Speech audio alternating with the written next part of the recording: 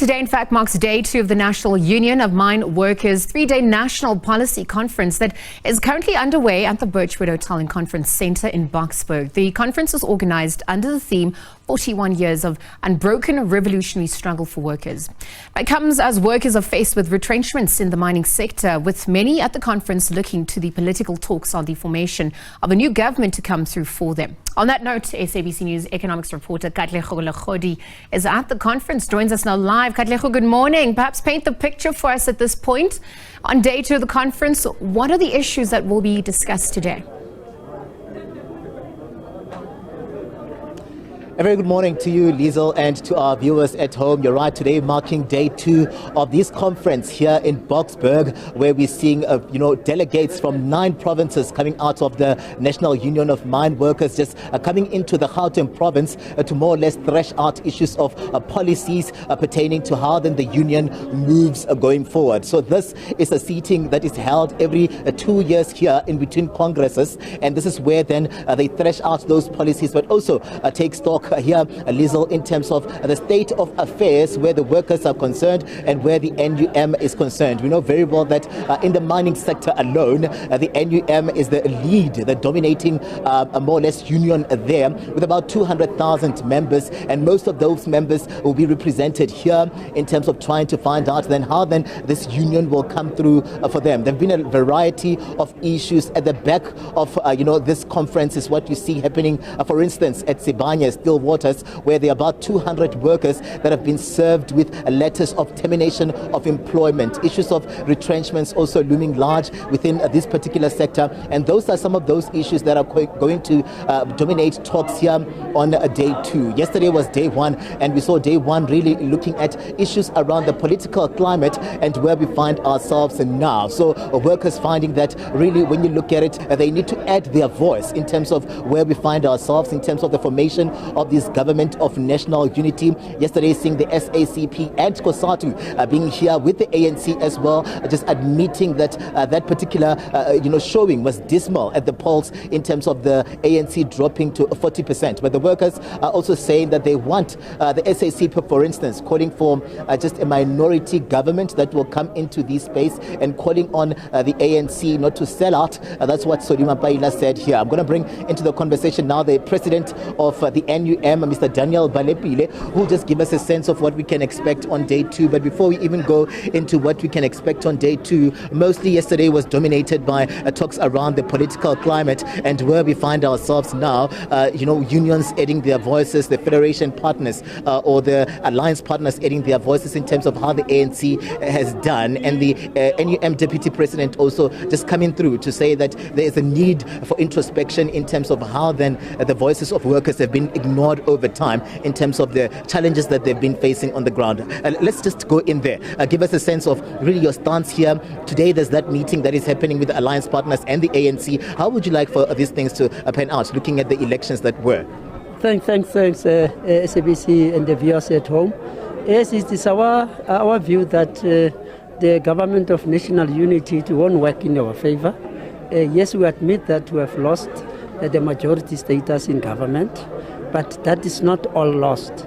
We think we can regroup as alliance partners and make it to happen for future purposes. We need to take stock and do the introspection, as he said yesterday. That is our view, and it's equally our view that, as we have heard yesterday, that we don't really support something that to do with DA. That's not our stand. That will never be our position, and we hope that the meeting today, it will take us to that direction, that alliance partners will be heard in this matter, that we can form alliance with anybody that is in the left.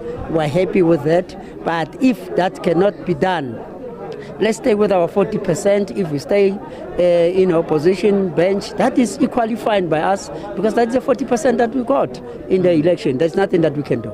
Yeah, what happened? I mean, you guys were in the campaign trails as the workers alongside the ANC in terms of ensuring that there's that massive support at the polls. It doesn't look like that worked in your favor. What happened, according to you? I think many things.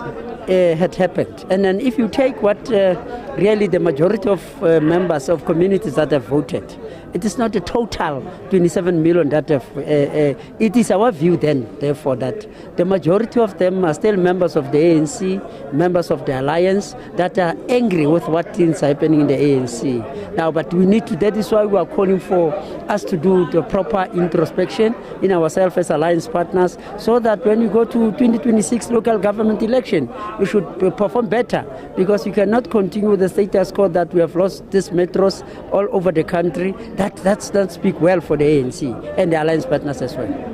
And we see as well the SACP and COSATU just describing the former president and the MK party as a counter-revolutionary. Looking at where we find ourselves now, there's that back and forth. They've called for a revote, a recount, looking at where we find ourselves, saying that there are those voter irregularities that will need to be entertained. What do you think about this stance that they've taken, even approaching the Constitutional Court? Yes, by approaching Constitutional Court, that's a good thing to do. But for them to call election as if they didn't participate in those elections free and fairly, that has been childish.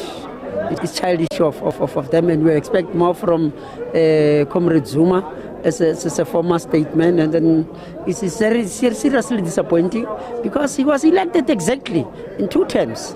And then even before that, in KwaZulu-Natal, to serve in the parliament there, the very same system that elected him this time in his party is the very same system that elected him then. It can't be that now, if you don't get what you wish for, because they were talking of 2/3 majority, it was just something that won't be achieved by them in any way.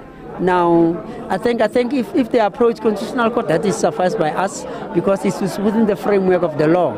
That is fine. You cannot say they must not go there. But for them to call something in relation to become violent in the process, no, we don't support that. All right. Let's get back to the conference. I mean, you are marking 41 years. That is your theme in terms of just taking stock of the gains of the revolution or the workers' struggle over the years. And we're seeing you saying that in the 3 days you should leave here with at least policies that would ensure that the plight and the struggles of the workers are championed going forward. I just mentioned the retrenchments that are looming large in the mining sector. You're organizing in 4 of these sectors, and it hasn't been really rosy for your members here. And Sibanye Stillwater being one of them, that also as a union, as a company, mining company, has issued those termination for those workers that had staged sitting on the ground. Give us a sense of what we can expect in the coming 2 days. Yesterday was day 1, today is day 2, tomorrow you'll be wrapping up. Give us a sense of what we can expect in terms of the issues that workers have been facing over the years, 41 years.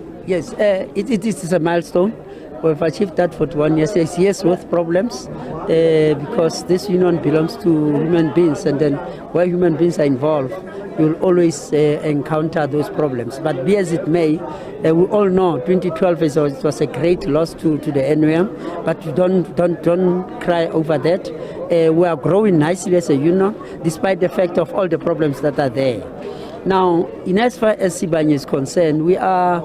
Yesterday, if you have noticed, I didn't form part of the Congress early when it was open. I was with AMCO trying to engage the company in as far as those employees is concerned. And then engagement will continue. We have agreed yesterday with them that we need to engage further. We need to build peace and stability in that area in Rustenburg. Now, we have agreed with that principle. Where we disagree is when they want to pursue the issue of discipline and everything, because in our view, it's going to leave some of our comrades and members outside because they will be dismissed. Now, that is not what we agree upon, but we have agreed with them that we'll meet soon next week, and then to arrange this issue. Yes, tomorrow it will be a hearing case of the 200 and it's not 200. We are counting wrong, because it's 290 to 300 members that are facing the very same charges. Now, those are issues that we want to engage going further. Retrenchment is a going concern. It's something that is worrying not only to NUM but to the country as well. If we check our unemployment in the country, it's huge. Now, by us continue retrenching these big companies, it adds into numbers that members and communities, they are going to suffer more. And just before we let you go, Ndedebele, we know very well that it's a heavily charged kind of a program here today. There are about 5 ministers that will form part of these engagements here today. Was it strategic from your part as the NUM to have the Minister of Energy here, the Minister of Electricity here, Public Works, Health, in terms of just more or less them reporting back in terms of the work that they've been doing to help the workers here? Was it strategic from your end, and can we really then expect for those voices to be ventilated here today? Yes, it is strategic. It remains strategic for us to hear. It is not doesn't make sense to oppose something that we don't know. It is proper and correct that we invite them, so that when we break into commissions, at least we must understand, when we formulate these policies, we must understand the policy and the stance of the government, which is the ANC. Now, that is the issue, that we were invited here for primarily that, and we're mindful of the fact that maybe they won't be in government going forward. We're mindful of that, and things can change drastically. That we're mindful of that, but because they are there, they're still ministers. We've invited them, and again, as part of the alliance partners. Now, the policy conference comes a year before the National Congress, because we want to formulate position so that when we go to Congress next year, we minimize the job of that Congress. Now we just adopt the policy position that we have adopted in this conference. All right, sir. Thank you very much for your time. Thanks. And everything of the best. The president of the National Union of Mineworkers there, and Daniel, just giving us a sense of what we can expect in the coming 2 days. Today marking day 2. There are about 800 of those delegates that have gathered here. I'm stepping out of shot just to show you that they are really then walking in. If you can see, most of them clad in red. Lizzle, that's the color of the day. It looks like they have jerseys that they were handed to them yesterday, and most of them are wearing these jerseys in terms of then the regalia of this policy conference here today. Back to you, studio, for now, Lizzle. Thanks, Katlego. We'll continue to monitor developments as day 2 of the NUM 3-day National Policy Conference gets underway.